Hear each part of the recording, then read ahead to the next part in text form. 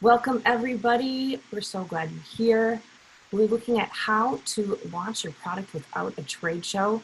And if you're wondering how to make your product a success without a show, making sure it doesn't get lost, and making sure you get sales, making sure the press notices, Bob has got some great ways to do that. And hey, Bob, how are you doing? Doing great, Cindy. Thanks for uh, being the inspiration for this webinar, and thanks to everybody for being here. It's great to see you all. So Cindy and I were talking recently about a Marcom brief that I've been working on, which I call my 10-point product launch checklist, which is based on my pretty recent experience of what is working well now. And Cindy said, looking at that, what people would be really interested to hear about right now is how you do a product launch without a trade show. So that's where the idea for this webinar came from.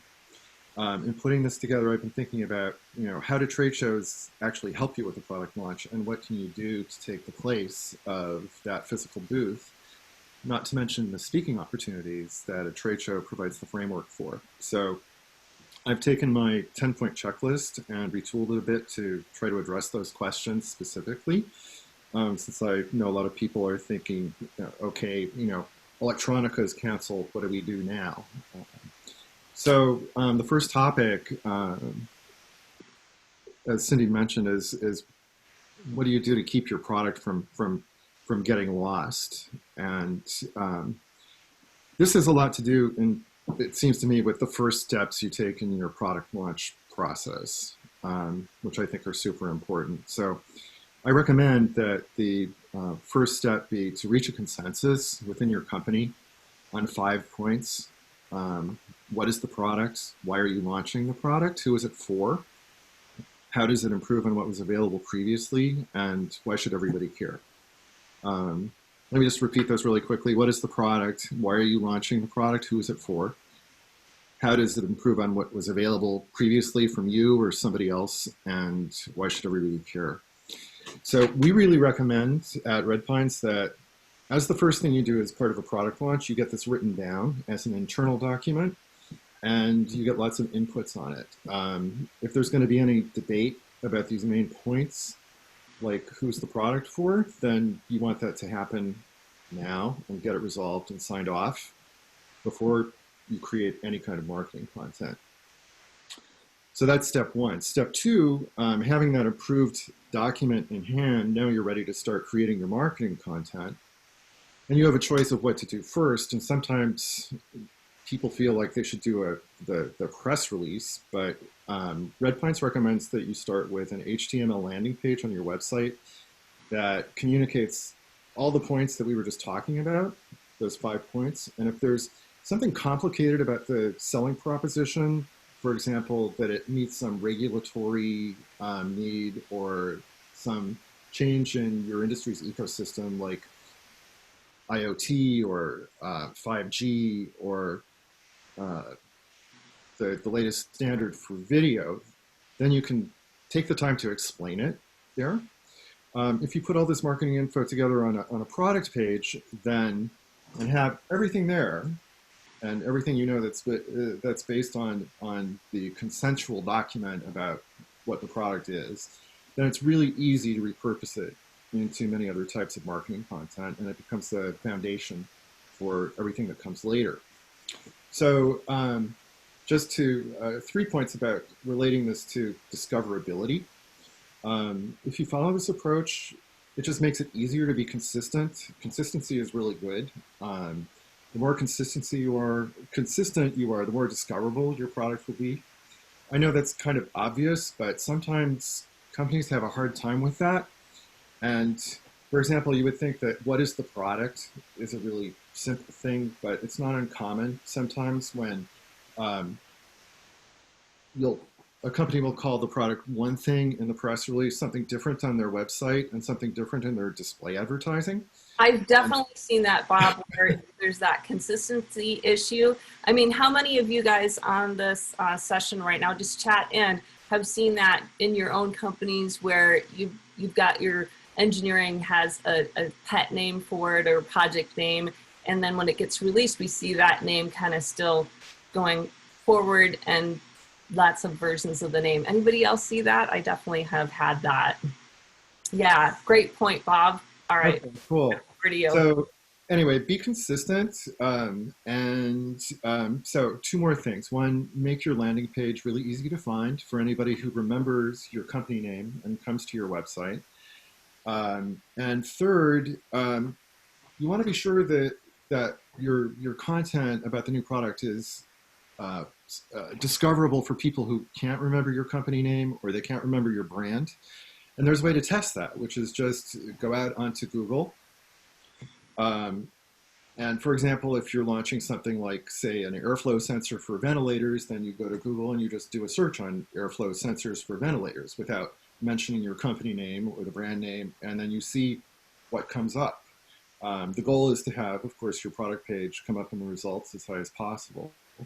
If it's not coming up, then you need to fix that, which is actually doable. It's not all that hard to do. And more often than not, the fix is going to be about being more consistent in how you talk about the product on your own web page. So, just to conclude, you don't have to have the biggest booth at the trade show to make an impact, and you don't need to be a huge company to get really good SEO results. The important thing is to have a clear, consistent message that's aligned with what your prospects and customers are looking for. Sweet, sweet. That's so good. And I'm glad you dug right into that first pillar. We kind of have three pillars today. So we're looking at how to make sure your product is not lost, how it gets found. And you just went through that really nicely there, Bob. And then the second pillar is how to make sure you get some sales, because we all need that to have a successful product, right? And thirdly, how to make sure the press is going to find you. So on that first one, just now, I'm just going to recap because it was really great info. And you guys might want to jot this down. And I think we've got a checklist we can offer too. So if you want a checklist that Bob's put together, just let us know in the chat and we'll get that to you. So to recap on that first pillar, we've got get your product briefing document together. How many people do that? I have to say I've worked at places where people didn't do that. It was like a little bit ad hoc. If you guys do a product kind of briefing or summary, yeah, so I'm seeing a couple of you are, and yeah, that's good. Okay, so product briefing document, get your photo together, and make sure your content is discoverable and consistent. So that would be your first pillar of how to make sure you're not lost. I love that, Bob. Second pillar is how to sell, right? That's right. And I've been thinking about this. How would you start selling a product if you did have a trade show booth? And so, what you would be doing, you'd have, demos for people that come in, you'd be giving them samples, you'd be handing out literature or offering the opportunity to download it. And probably you'd be giving some kind of audiovisual presentation on one or more screens. So the great thing in 2020 is that you don't need a trade show to do any of these things. Now, you might think, for example, that demos would be the hardest thing to replicate in a virtual way, but actually that's where the most possibilities are. You don't need to limit yourself to like a video showing somebody presenting a demo. Instead, you can focus on, or what I recommend is that you focus on what's the point the demo is making, what do you want people to learn and come away with. So, it seems to me that if something is a really good demo, then it's a good story. And if it's a good story, then you can tell it in many different ways. And once you're kind of free from the confines of a trade show booth, then you can make it more immersive in every sense of the word. I would also keep in mind that the story you're telling in a demo can be the basis for something that happens on a test bench, obviously, but it can also become a white paper, an application note, a slide deck that becomes a video, a LinkedIn article, an infographic, and many, many other types of content. Second point is about selling your product. Think about, who would you want to have come to your booth if you had a booth? Who would you send invitations to? And part of that will be, your existing good customers, anyone else that you're trying to turn into a good customer. In other words, all of your potential early adopters, not to mention all the leads from the last few trade shows where you were an exhibitor. So you're kind So of saying, Bob, if I can just jump off from that, you're kind of saying treat it like a show in a way. I mean, you're going to reach out to people who, if you're having a show or you're having a party or an event, you would pick up the phone and call these people. And so we want to do that here as well. That sounds like what you're headed. absolutely. And you can email them, you can call them, you can direct message them on LinkedIn. And instead of saying, please stop by our booth, you can offer them any of the things we've been talking about. A demo, a sample, any other kind of content that is the best way to talk about your product, and maybe more than one type of thing.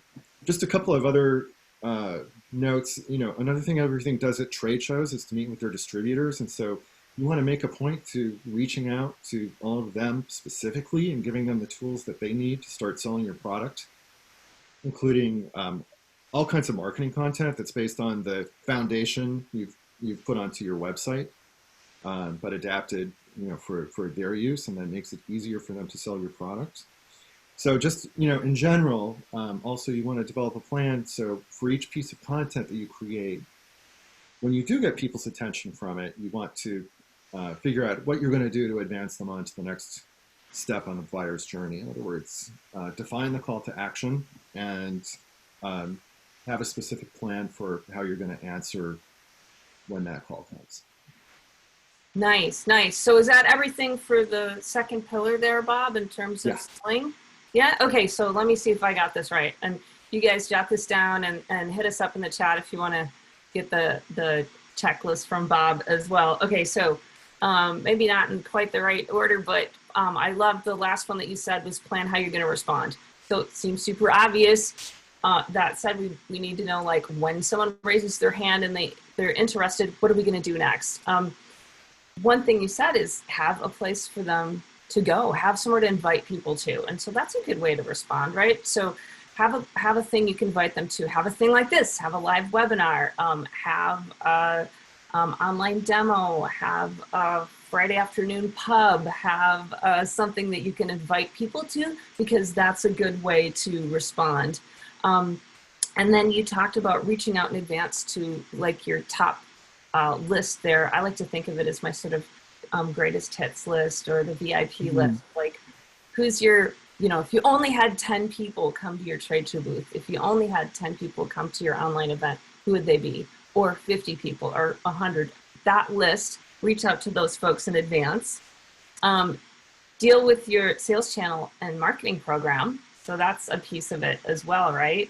And how are you doing that? And then also your point about repurposing content is brilliant, because you want to take your online event or whatever it is and make sure you get out there in multiple ways. So as you pointed out, LinkedIn article, be a guest panelist on a expert, panel, take calls, whatever you can do to repurpose that. I can think of 40 ways to repurpose content right now, and you listed a ton off. So that would be pillar 2, right? How to sell. And pillar 3 is reaching out to the press. And so, if you had a booth at a trade show, that probably you would be planning to have one-on-one appointments with editors at your booth or in a press room, or you might hold a press conference if you had a particularly big story that you wanted to share. The great thing about is that you don't need a trade show to do any of those things. And when there's no trade show deadlines to think about, you can really make your outreach planning a lot more deliberate about who you're going to talk to and what your goal is in talking with them. For example, before you talk with anybody in the press at all, you might want to consider doing 1 or 2 technology analyst meetings. The point in talking to analysts isn't to get them to publish something about you necessarily, but to get some feedback on your own message and how it's resonating with them, which you can use to tune your message a bit. And also, if they're liking what they're hearing from you, then you can ask them to provide a quote that you can add to your product launch content. And if it's a well-known figure in the industry, then that can make your press release and other content a little bit more credible. Personally, I would always prefer to do press briefings over Zoom rather than a trade show booth, because there are fewer distractions. And the other thing, over the years, I've always been struck by how articulate and insightful my clients are when they get into a conversation with an editor. Maybe it's because of the questions they're being asked. And the great thing about Zoom is how easy it is to capture that, since you can easily record the conversation and have it transcribed. And then you can take that transcription and repurpose it into more great content, like a thought leadership piece, just really easily. Another thing, pointer is, sometimes people delay one-on-one briefings with the press because the press release isn't done yet. But as long as your website landing page is done, you don't need a press release to pitch an editor or to set up a press briefing. It's perfectly fine to give an editor some or all of the landing page content that you've created, assuming that it tells them, what is the product, who is it for, why you're introducing it, and how it improves on the competition, and why everybody should care, which it will. So just to be clear, that's fine for in-depth briefings. For editors that you can't meet with one-on-one, you still need to provide a press release. Don't just send them a link to a blog post, for example, and expect them to turn that into coverage about your product. And you also want to be sure that you're emailing the press release to individual editors. For whatever reason, you might also want to send it over a newswire service like Globe Newswire or PRWeb, but that by itself is never enough to do the job of getting press releases to the right publications. And that will be some more tips about press releases will be the topic of my next Marcom brief, actually, that I'm working on. So, I love that. Yeah. So good. Okay, so for that last pillar about the press, you said go ahead and do advanced meetings with the press, and it's okay if your press release isn't done, which I feel like that gives people permission to just go ahead and do that. That's a big deal. And then the distribution is so important as well.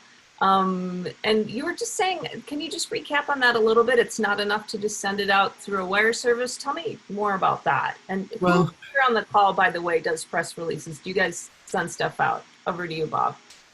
Yeah, it helps to have a PR agency if you're sending out press releases that way. But you can do the research yourself. It's a little bit time consuming, and you need to know who your customer is and what publications they're likely to read. And if you don't have a subscription to Cision or one of the other services that provide databases of that, you can just do a Google search and find the publications and get the email addresses of the editors will always be there. And depending on how many verticals you're trying to hit, it's not that many people that are, absolutely essential to reach. Of course, it depends on how many, markets or regions of the world you want to hit also. So if you want to hit every region of the world, then that makes it a little bit more difficult, and you probably want, you might want the assistance of a PR agency there. But if it's just, in the United States, then it's pretty easy to find out who those people are. That is encouraging, Bob. I feel like super encouraged by that when I hear you say that, because didn't you tell me you've sent out over 5,000 press releases, or written or worked on over 5,000 press releases? I have over the years. And so I've thought a lot about this stuff. And so, I think it's great to have help on it, but there are a lot of things that you could just, take the bootstrap approach to and do yourself if you need to. Got it. All right, well, we'd love to take your questions. I see we've got a couple of questions, and before we dig into questions, I just want to recap those 3 pillars. You guys might want to take notes, and then I see a few of you have hit up Kristen on our team in the chat, and we'll send you the list, the checklist as well. Okay, so my product checklist. Product launch checklist. Thank you, product launch. We have pillar 1, be sure you're discoverable. Be sure people can find you. And you talked about the photo and the briefing document. Make sure your content's discoverable, all super important. Second piece then is the sales. I love sales. That's all good, right? And so we want to make sure that you've got a plan for how you're going to respond to people who raise their hand, reach out to people who love you, early adopters, and people who you normally reach out to anyway.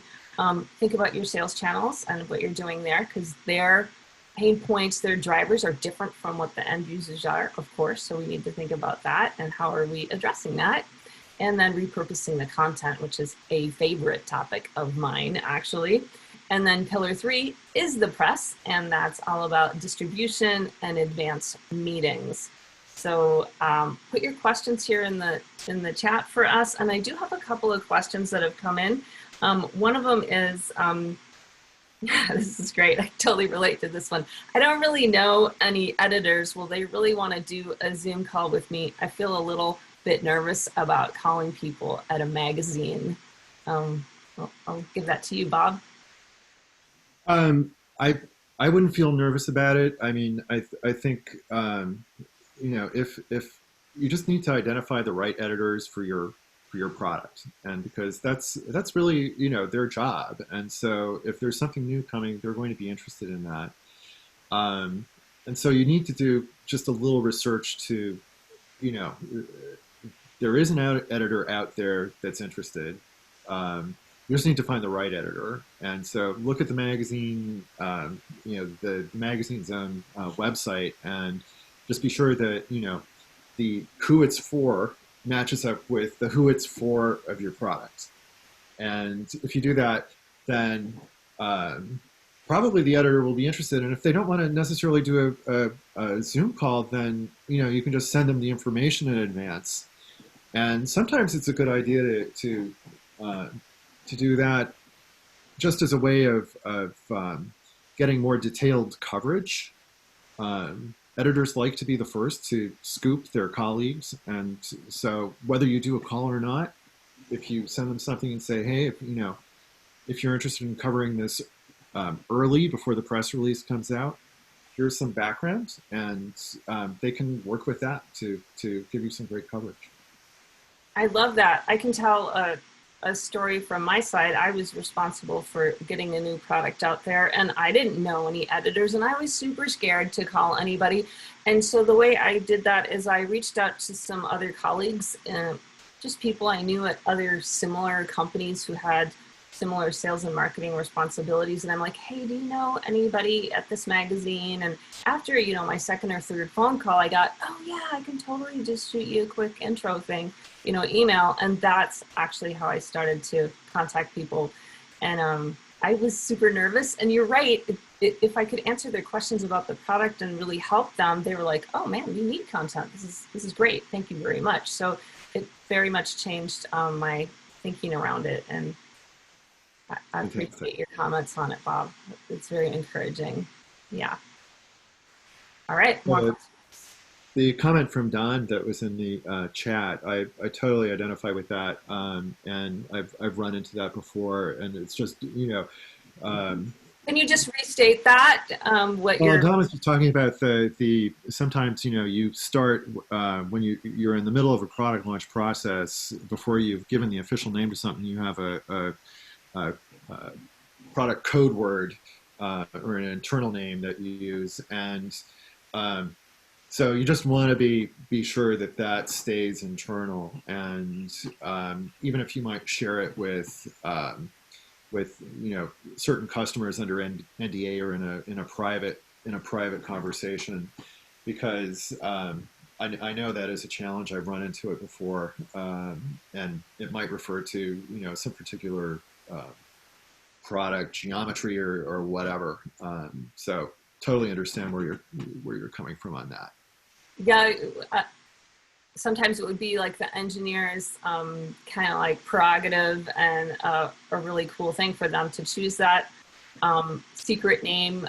One place I worked at, I think it was a mountaintop name got chosen for the product name.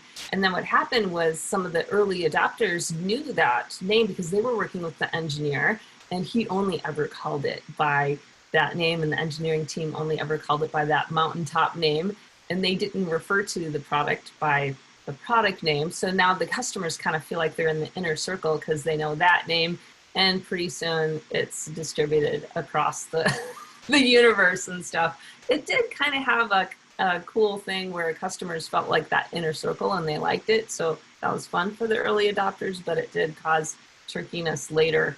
And maybe we'd see in Basecamp or some of the other software where you're talking about bug report and stuff like that. And some of that might get copied and pasted and out to a customer, and it's got now that code name in there instead of the product name. So I've definitely lived in that world as well. But it sounds like you were able to make it work a little bit for you. Yeah, Um, try to use the upside if you can. All right, so here's a question that just came in. Where does social media fit into this, or does it?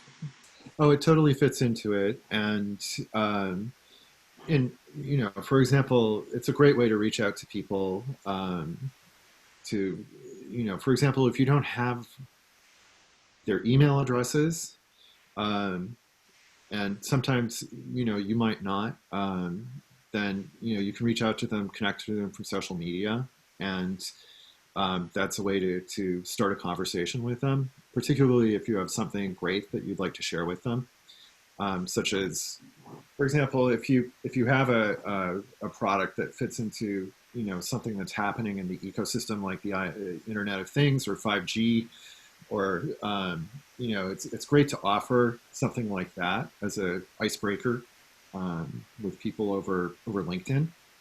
Um, and obviously you want to if you have an event, like a webinar, it's a great place, as we promoted this webinar. It's a great place to put your invitation, just because sometimes it's easier to get people's attention there as they're scrolling through their social media feeds, and you on their phones, and they see more of the message really than if you're emailing to them. But I mean, that's just one part of it. There are so many things that you can do, including it's really easy right now, for example, to take a Zoom call and stream it live to social media channels, and so that's another option. Um, so I don't know. There's just so many ways, the things that you can do, including all the things that you can post on LinkedIn now.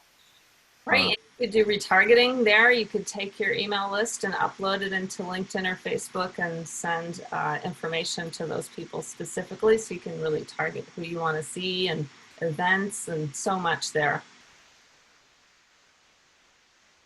Cool. Okay, good. We have a final question, but before we go to that, I just wanted to mention to everybody, I think Kristen told you in the chat, if anybody wants to jump on a call, Bob's got this 10-point checklist, and he will just do quick 15-minute call, no obligation, just sweet chat about everything, and pick the top thing that you should be doing in your situation with your particular product. So you'd be crazy not to take him up on that. But anyway, Yeah, I mean, tell me about your product. like just chat in if you want to do it. Planning and make some suggestions.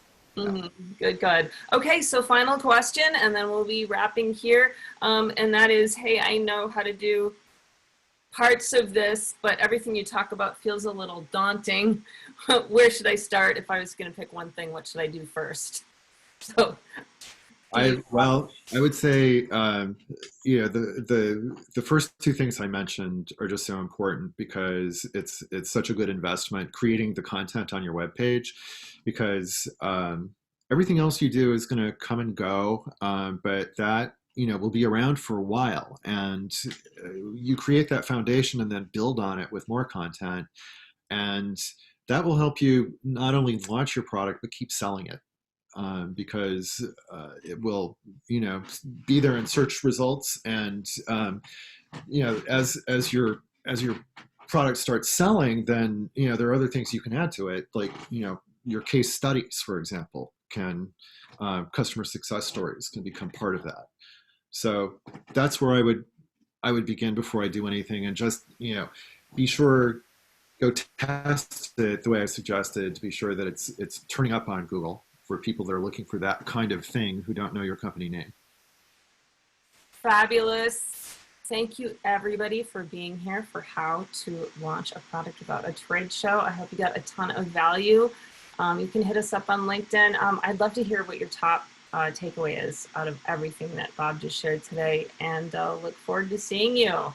And Bob, thank you so much. Thank you, Cindy. It was really great. Thanks for suggesting this, and thanks everybody who attended. Thanks a lot. All right.